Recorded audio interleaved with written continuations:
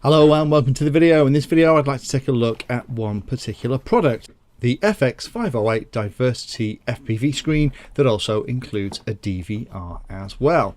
Now this is from an outfit called FXT Technology, and it's one that I hadn't really heard of before, but it turns out that this outfit has actually been making an awful lot of the technology for other people that we've been buying for a while. And it appears now that they are starting to develop and sell products under their own brand. So I've been interested in getting some pieces in to have a play with, because the prices for the technology seem very, very good indeed. Although you do at the moment have to pay for shipping if you buy them direct.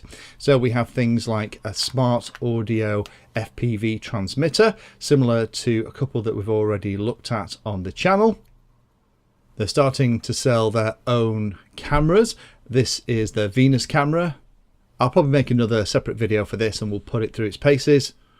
They have some interesting receivers. This is the FX508R. It's a diversity FPV receiver, traditional diversity, but it has 3 antennas, which could be very nice because the 2 outside connections could be for very directional antennas pointed out to give you a really nice wide field of view, and the middle one could be used for a standard circular polarized antenna to give the best of both worlds. I've got quite a few diversity receivers, but they only have 2 connections, and this gives you a few more options.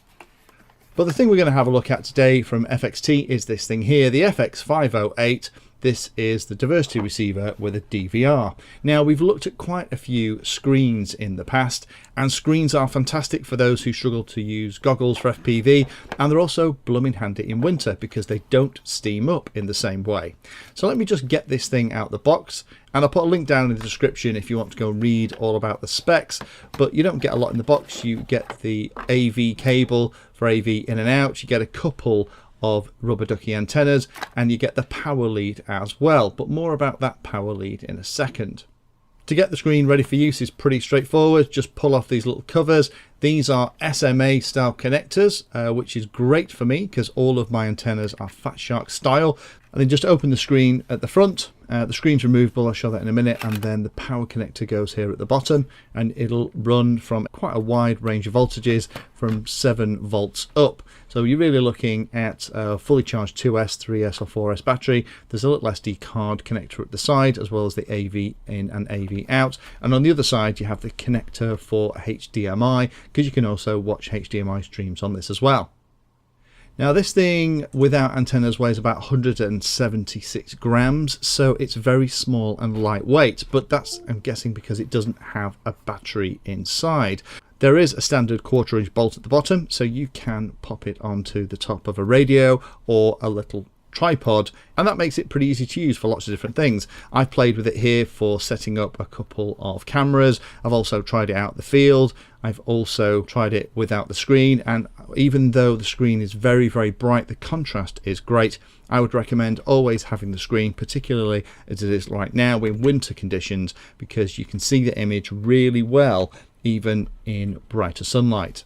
So let me just very quickly show you what the menus look like on this thing. To power it up, you press and hold the 5-way joystick that's on the back of the unit.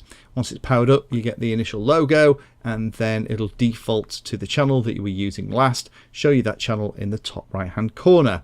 Once it's settled down, then the information at the top will give you both the RSSI values and all the other detail too. Pressing that joystick in briefly at the back again lets you go through the menu and select all of the individual pieces of how you want everything to work, the channel, the band, brightness, and all those pieces too. Pressing and hold the joystick down gives an auto search function, which is very handy, and going right and left allows you to manually select both the band and the channel.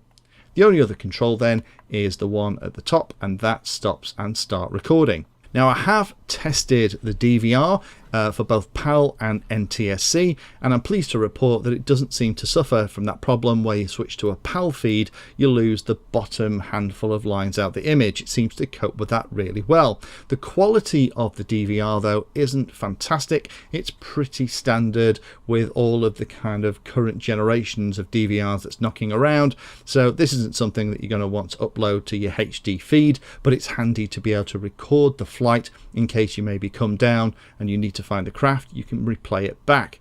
And you can play back the files from the DVR on the screen as well using the joystick, and also select between the HDMI, standard and DVR inputs too.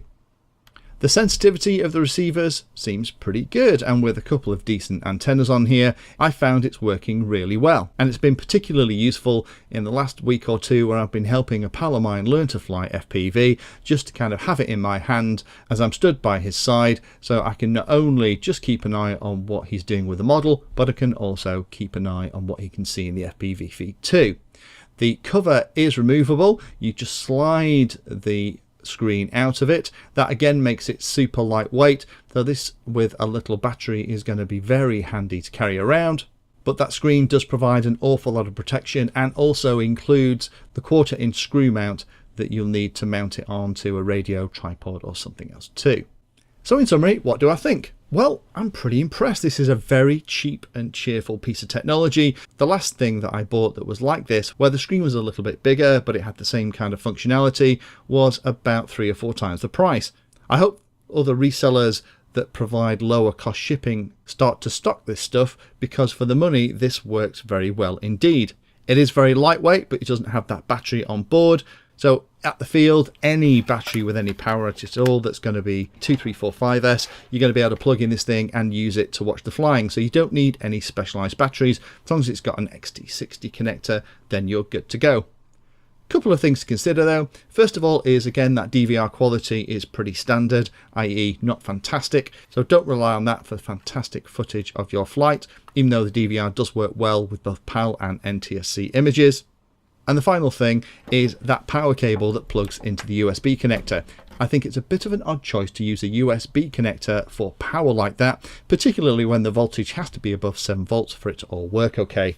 I think it would have made sense to have a JST style or even an XT30 or something else on the side that would provide a larger contact surface area for the power connection that also might last a little bit longer from all of the constant plugging in that's going to happen with something like a power lead. I'd recommend that once your power lead's plugged in, I'd always unplug it from the battery, but probably just keep it plugged into the unit itself. Having the power connection on the side of the unit rather than the bottom would have been nice too. That meant that when you put it on the back of a radio, the cabling would have been a little bit neater and maybe give you a couple of other options too.